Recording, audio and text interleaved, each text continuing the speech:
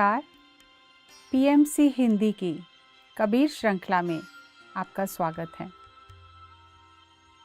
हम इस श्रृंखला में संत कबीर जी की वाणी को गहराई से समझने का प्रयास करेंगे, उस पर विचार करेंगे।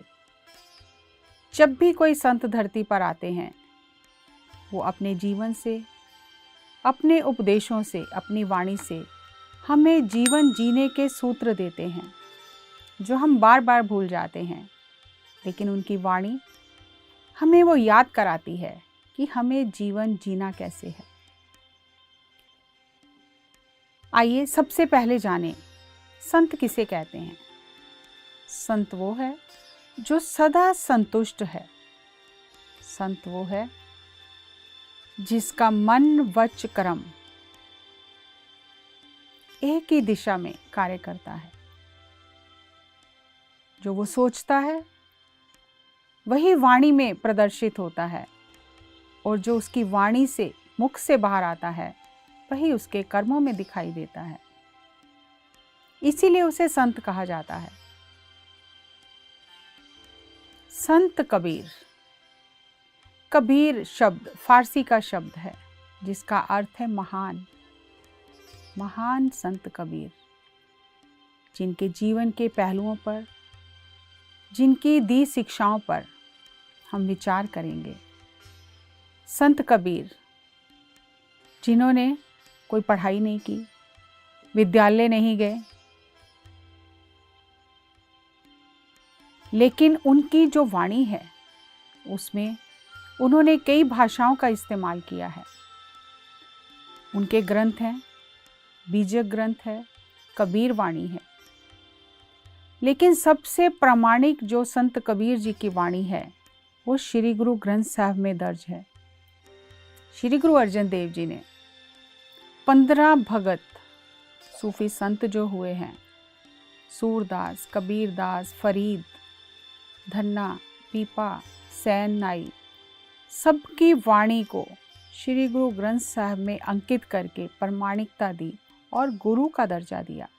आज हम जब श्री गुरु ग्रंथ साहब जी के आगे शीश झुकाते हैं तो हम सभी संतों के आगे शीश झुकाते हैं। हमारे लिए वो सम्माननीय हैं, आदरणीय हैं, और उनके सूत्रों का पालन करना हमारा धर्म है। आज हम जिस सूत्र को लेकर विचार करेंगे वो है, मनुष्य जीवन का उद्देश्य क्या है।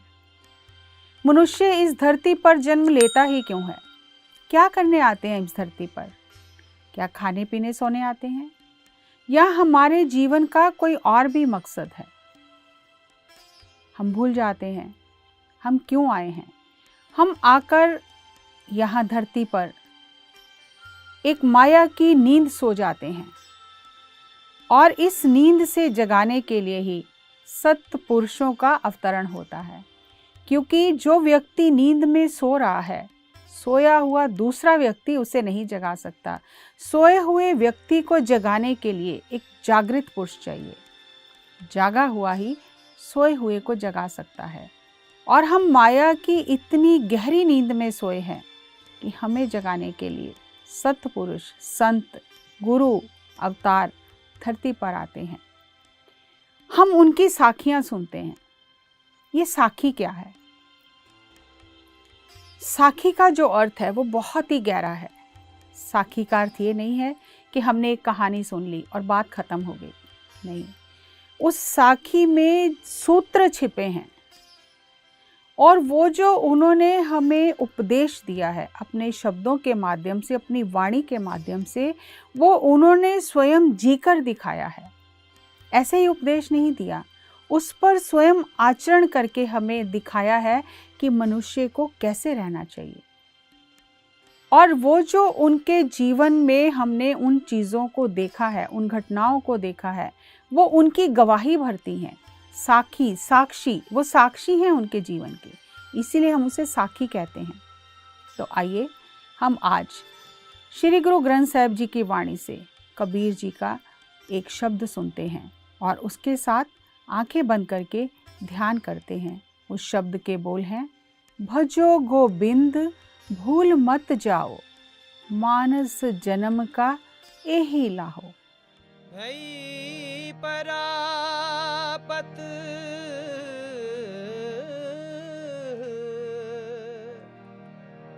मानुख देहुरिया,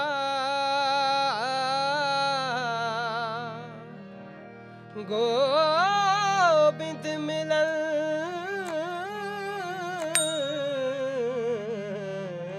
के एह तेरी बरिया। भजो गोबिंद भूल मत जाओ,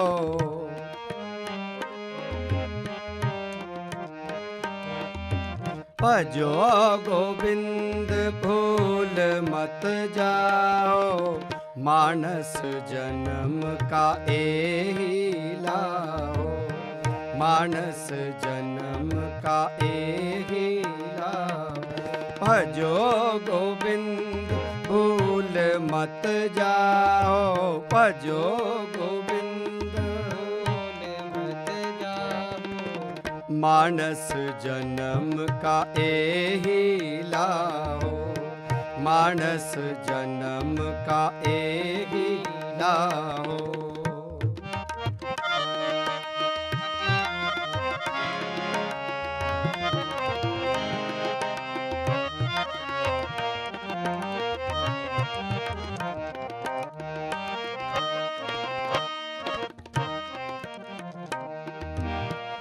गुर सेवा ते भगत कमाई, तब ए मानस ते ही पाई।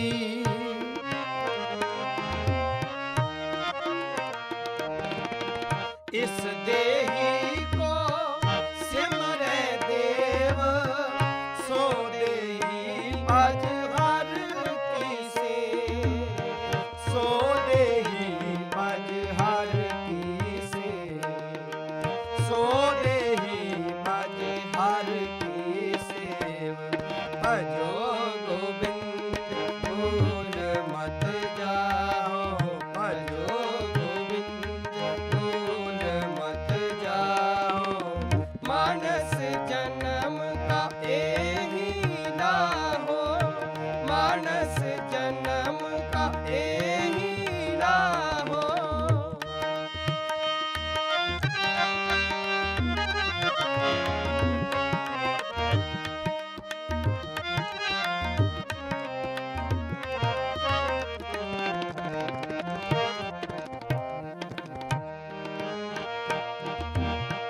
जब लग जरा रोग नहीं आया, जब लग काल ग्रसी नहीं काया।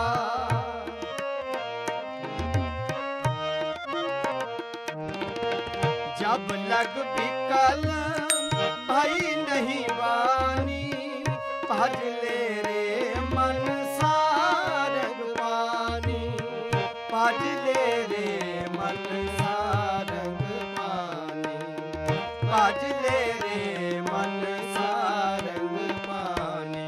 भजो गोबिंद भूल मत जाओ, भजो गोबिंद भूल मत जाओ, मानस जन्म का एही लाहो, मानस जन्म का एही लाहो।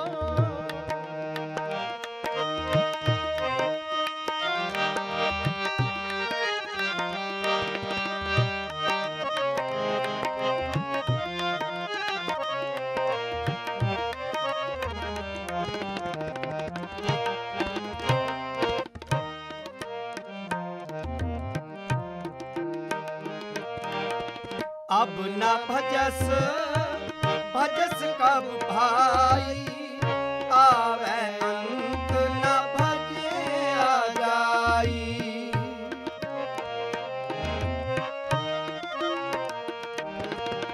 जो किछ कर है सोई अब सार, फिर पछताहो न पावो पार,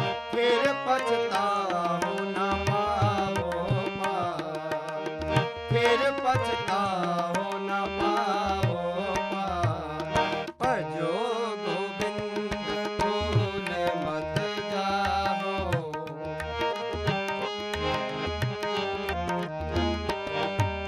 भजो गोविंद भूल मत जाओ। मानस जन्म का एही राहो। मानस जन्म का एही राहो।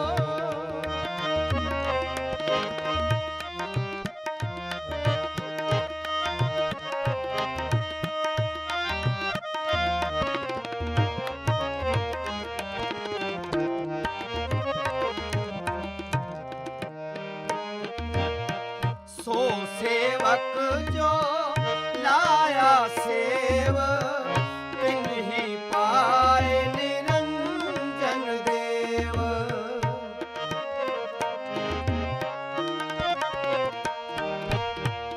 गुर मिलता के खुले कपाट।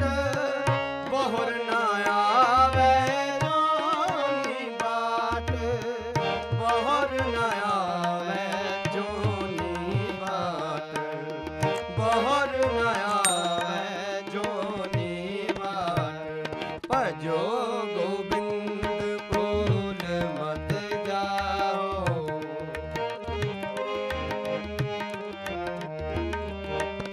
भजो गोविंद भूल मत जाओ। मानस जन्म का एही राहो। मानस जन्म का एही राहो।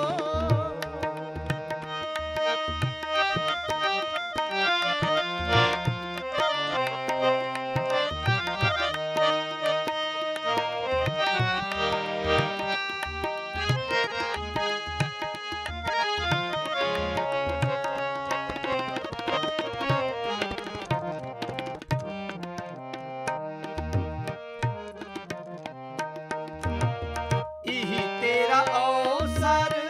इही तेरी बार। घट भीतर तू देख विचार।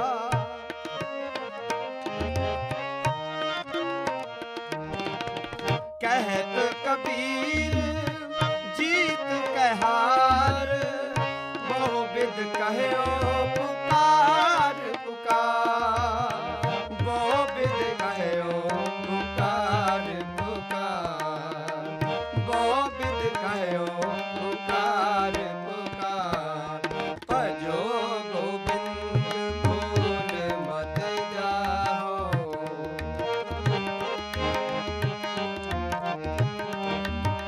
भजो गोविंद भूल मत जाओ। मानस जन्म का एही राहो। मानस जन्म का एही राहो। भजो गोविंद भूल मत जाओ।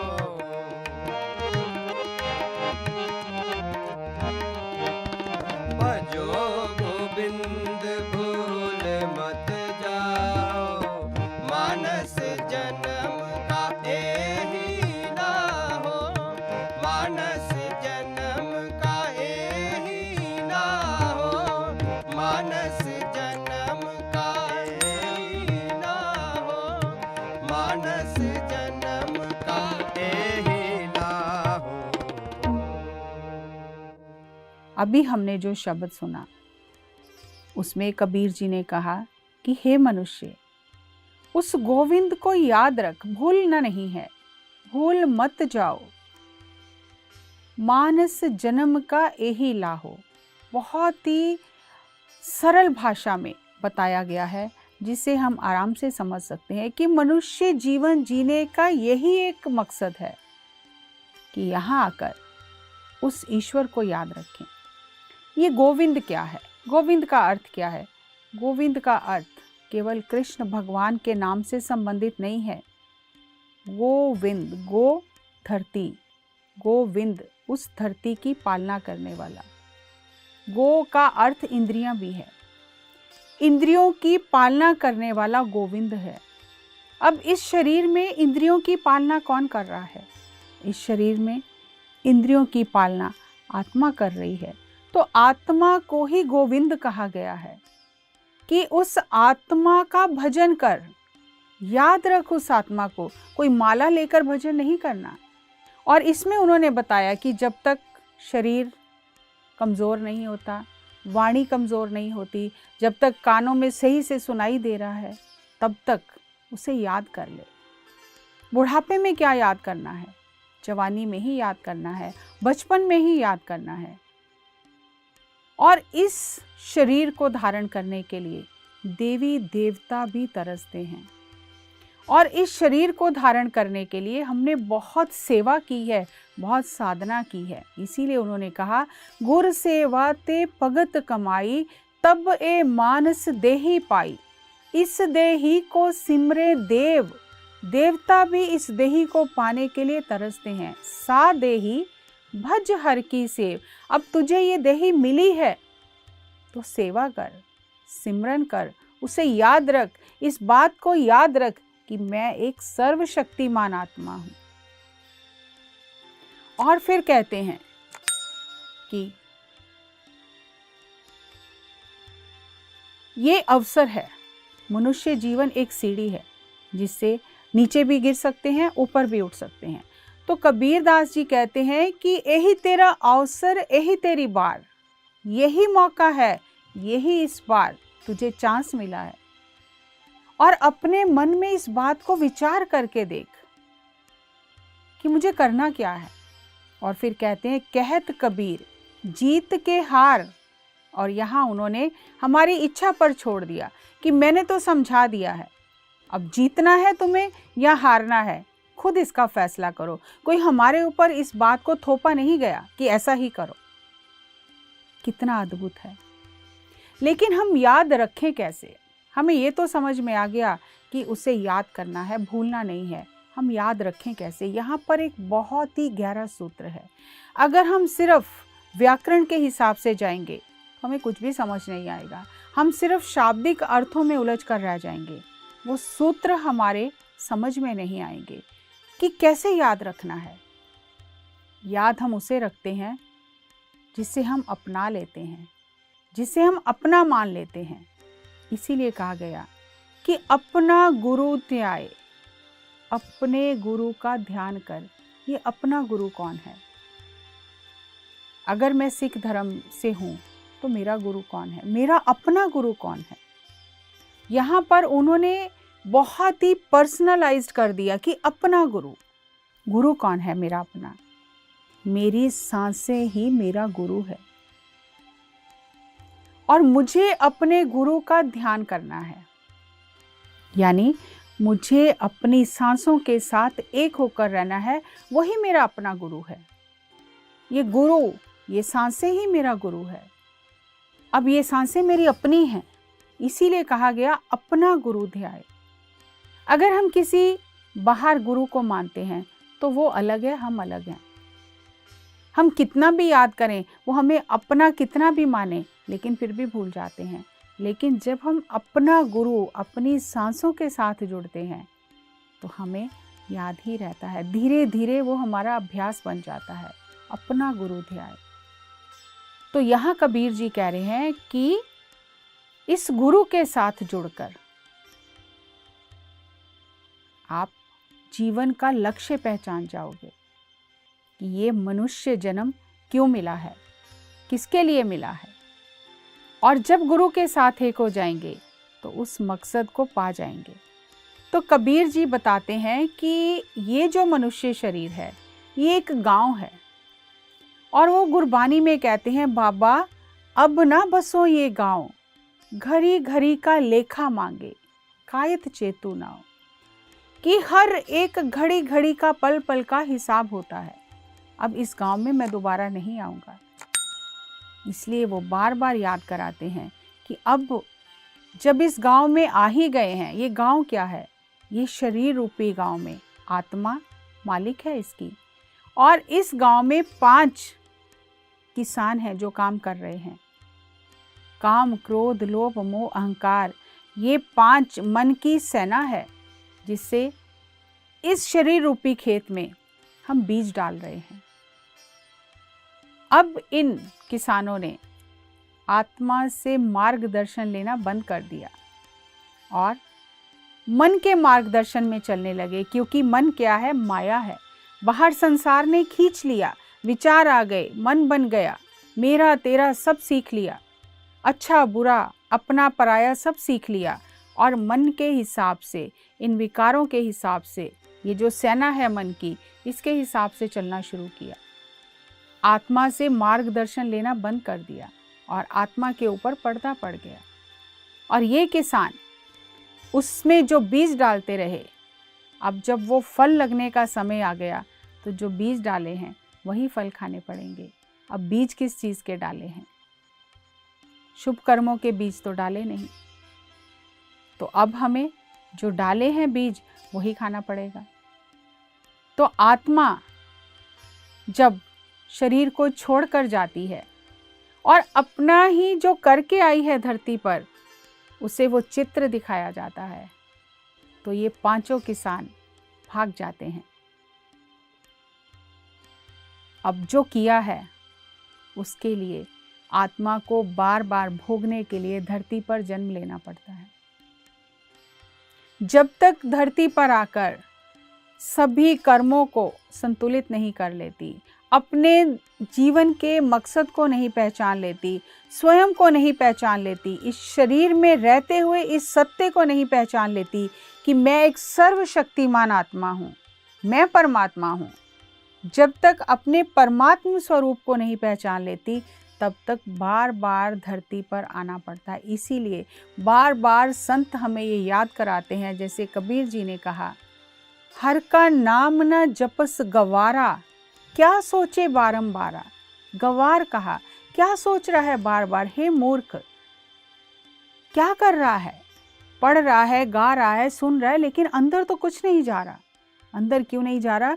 क्योंकि गुरु को अपना बनाया ही नहीं। तो गुरु को अपना बनाना है। सांसों के साथ जब रहेंगे तभी अपने गुरु के बारे में पता चलेगा, और ये अंदर का गुरु हमें फिर बाहर के गुरु से मिलवाएगा। तो हमें अपने गुरु से जुड़ना है, तभी हम अपने जीवन का मकसद जान पाएंगे। अन्यथा ऐसे ही खा पीकर सोकर चले जाएंगे। ये मनुष्य जीवन की संभावनाएं हैं, 4 तरह की। या तो हम वापस पशु की तरह जीवन जीकर जा सकते हैं, या हम प्रेम तत्व में रहकर, जिसे संत कबीर जी ने कहा, 2.5 आखर प्रेम का पढ़े सो पंडित होए, प्रेम तत्व में रहकर हम मनुष्य बन सकते हैं। मनुष्य यानी मानवता का भाव रखना, सबके साथ प्रेम से रहना, कोई अपना नहीं, कोई बेगाना नहीं, सभी अपने हैं, सबके साथ प्रेम से रहना। सभी में जीव जंतु पेड़ पौधे सभी आ जाता है। तो मनुष्य बनना, प्रेम तत्व से हम मनुष्य बनते हैं। फिर इससे ऊपर उठना है, हमें दिव्य बनना है, देवता बनना है। देवता कौन? जो देता रहता है, जो बांटता ही रहता है, जिसकी अपनी कोई अपेक्षाएं ही नहीं है। ये भक्ति में जब आ जाते हैं हम, तो भगवान और भक्त का एक श्रद्धा का नाता बन जाता है। लेकिन फिर भी भगवान और भक्त 2 हैं, और ब्रह्म ज्ञान, तत्व ज्ञान ये कहता है कि 2 नहीं है, एक ही है। तो ये वो अवस्था है जब मनुष्य आत्मा इस शरीर में आकर स्वयं को पहचान लेती है, अहम ब्रह्मास्मि, हम 2 नहीं, हम एक ही हैं। इसीलिए संतों ने घोषणा की, तू करता तू भया, मुझ में रहा ना मोह। जब आपा पर का मिट गया, जब देखूं तब तू। अब तो चारों तरफ वही दिखाई देता है। इसीलिए बार बार संतों ने कहा कि उसका गुणगान करो। क्यों? क्योंकि जिसका हम बार बार गुणगान करते हैं उसके जैसा बन जाते हैं। कबीर जी कहते हैं, ये काया एक कच्चा घड़ा है और इसने कुटुंब रूपी सेना को यहाँ धरती पर आकर इकट्ठा किया है। लेकिन कितनी भी सेना इकट्ठी करें, कितना बड़ा कुटुंब हो, जब मृत्यु का देवता लेने आ जाएगा तो किसी को कानो कान खबर भी नहीं होगी और लेकर चला जाएगा, इससे पहले कि मृत्यु का देवता आ जाए। हम अपने इस जीवन के मूल्य को पहचाने और कबीर दास जी कहते हैं, मैं राम नाम धन ला दिया, बिखला दी संसार, मोहे जमदंड ना लाग गई, तजिले सरब जंजाल। सारे जंजाल छोड़ दिए मैंने, राम का नाम लिख लिया, राम का रूप हो गया, अब मुझे जमों का कोई डर नहीं है। मैं तो जाने के लिए तैयार हूँ, क्योंकि इस मनुष्य देह में आकर जो करना था मैंने कर लिया। कह कबीर जीत के हार, बहुबिद कहो पुकार पुकार। उन्होंने बाजी जीती और हमें बता रहे हैं कि इस खेल को खेलने के नियम क्या हैं। तो इस शब्द में जो सूत्र दिया हमें बहुत ही बहुमूल्य, कि अपने गुरु के साथ जुड़ जाओ। और जब अपने गुरु के साथ जुड़ जाओगे तो जीवन के रहस्य खुलने लग जाएंगे। हमारी सांसें बहुत ही अद्भुत शक्तिशाली हैं। इन सांसों से जो हमें प्राण ऊर्जा मिलती है, चाहे तो हम उसे बाहर की दुनिया में लगा लें और चाहे हम उसे भीतर अंतर्मुखी होकर स्वयं का उद्धार करने में लगा लें। जो आम व्यक्ति है वो पदार्थ में लगाता है, बाहर की दुनिया में लगाता है और बाहर तरक्की करता है, संसार में तरक्की करता है, वैज्ञानिक बन जाता है, दार्शनिक बन जाता है, चित्रकार बन जाता है, संगीतकार बन जाता है। लेकिन संत उसी ऊर्जा को अपने भीतर ले जाते हैं और ब्रह्म ज्ञान को पा लेते हैं, ब्रह्म स्वरूप हो जाते हैं। हम भी उस ऊर्जा को अपने लिए इस्तेमाल करें, अपना उद्धार करें, तो हम भी इस मनुष्य जीवन के मूल्य को समझकर अपनी शक्तियों को जागृत करके अपने ब्रह्म स्वरूप को पा लेंगे। अगली कड़ी में पुनः एक नए विषय के साथ आपसे मुलाकात करेंगे। तब तक नमस्कार, धन्यवाद। पीएमसी चैनल देखते रहें और अपने मित्रों के साथ इसे साझा अवश्य करें ताकि वो भी इस ज्ञान का लाभ ले सकें।